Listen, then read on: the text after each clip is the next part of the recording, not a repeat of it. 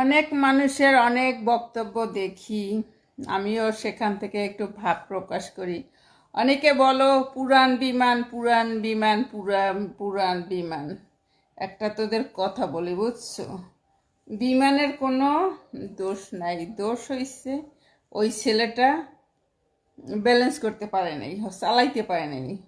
ওই যে পাইলট, ওর পাশে আর একজন থাকার দরকার ছিল, তার একটু ভুল ভ্রান্তিতে ওটা বাস্ট হয়েছে। সে আত্মঘাতীও হয় নাই, অনেকে অনেক রকম কথা বলছে ও আত্মঘাতী হয়েছে। কিছু কিছু সময় মনে হয় এত জায়গা থাকতে ওখানে কেন, সে তাতে মনে হয় আত্মঘাতী। আত্মঘাতী হয় নাই, কেন তার বউ আছে। আত্মঘাতী আবার ও ছিল একা। একা যখন ছিল ব্যালেন্স করতে পারে নাই, চালাইতে ভুল হয়ে গেছে। এই জন্য ওর পাশে যদি কোনো লোক থাকতো হয়তো বা ঠিকঠাক হইতে পারতো। আর সব থেকে বড় কথা, তোদের পাপে আইছে ঘিরা, বুঝছিস? তোরা দেশে এত অন্যায় হইতেছে, তোদের পাপে আইছে ঘিরা। এই যে যে বাচ্চাগুলো মরছে, এদের সব বাপ মা কি বালা?